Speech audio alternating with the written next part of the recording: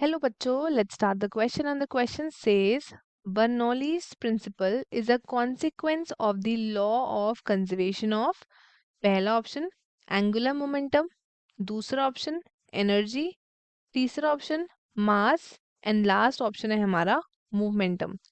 So let us start with our key concept. So जो key concept होगा question का that would be Bernoulli's principle or you can say Bernoulli's theorem. जो Bernoulli's theorem होता है वो क्या state करता है?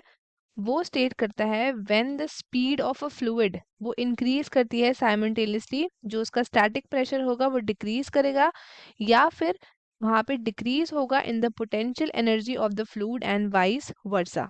क्या हो रहा है? जब स्पीड किसकी? Of a fluid, speed fluid की क्या कर रही है? वो इंक्रीज कर रही है, तो साइमल्टेनियसली जो उसका स्टैटिक प्रेशर होगा, स्टैटिक प्रेशर वो क्या कर रहा है? वो कर रहा है डिक्रीज, डिक्रीजेस. और वहां पे क्या होगा? और देयर इज अ, या फिर वहां होगा डिक्रीज. किस में होगा decrease? Decrease in the potential energy, decrease in the potential energy किस में? Of the fluid, of the fluid and vice versa. ये आपका क्या होता है? ये आपका एप्लीकेबल है to the fluid in the ideal state. Ideal state में आपका एप्लीकेबल है. एंड बर्नौलीज इक्वेशन आपका यूज होता है टू फाइंड दी क्वांटिटी जो आपकी कंजर्व्ड होती है. Then we can say that जो आपका बर्नौलीज थ्योरम होता है वो आपका क्या है? It is the consequence of the law of conservation of, किसमें होता है law of conservation of? Energy. Energy के आपका, ये आपका क्लियर है कि बर्नौलीज थ्योरम जो है कॉन्सिक्वेंस है किसका? It is the consequence of law of energy. So अब इसके लिए हमारे पास कुछ इक्वेशंस है, तो हम वो देख लेते हैं.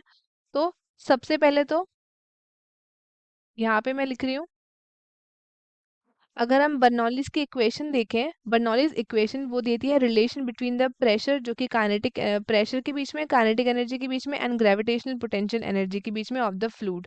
सो उसको हम लिखते हैं P plus 1/2 rho V square plus rho G H is equals to constant. ये है हमारी इक्वेशन नंबर 1. यहाँ पे जो है ये P क्या होता है? ये आपका क्या है? It is the pressure exerted by the, pressure exerted by the fluid. Rho आपकी क्या हो गई? रो हो गई आपकी डेंसिटी. क्या हो गई आपकी? डेंसिटी होगी. V हो गई आपकी वेलोसिटी. G आपका क्या हो गया? ये हो गया आपका ग्रेविटेशनल एक्सेलरेशन. और H आपकी क्या हो गई? H हो गई आपकी हाइट ऑफ द कंटेनर जिसमें वो फ्लूइड है. अगर हम दूसरी इक्वेशन के बारे में बात करें तो ये हमें देता है हाफ रो वी स्क्वायर. सो ये देता है आपका kinetic energy per unit volume. और जो एक थर्ड हमारे पास एक और इक्वेशन आ रही है वो हमें देता है रो जी एच. ये देता है आपका gravitational potential energy per unit volume. अगर हम एडिशन करेंगे बोथ दीज टर्म का तो वो कांस्टेंट होगा और एनर्जी आपकी क्या हो जाएगी? एनर्जी हो जाएगी आपकी कंजर्व्ड. क्या हो जाएगी? कंजर्व्ड. एनर्जी आपकी कंजर्व्ड हो जाएगी. सो हेंस हमारा जो बर्नौलीज थ्योरम होता है it is a consequence of law of energy. अब जो आपका बर्नौलीज थ्योरम होता है ये आइडियली अप्लाइड होता है to the incompressible fluids only. So जो कंजर्वेशन एनर्जी होता है वो एक अजम्पशन होता है. अब इसमें ऑप्शंस देखते हैं. एनर्जी का हमारा कंजर्वेशन होता है, एंगुलर मोमेंटम का नहीं होता है, एनर्जी का हमारा होता है, मास का भी नहीं होता है एंड हमारा मोमेंटम का भी नहीं होता है.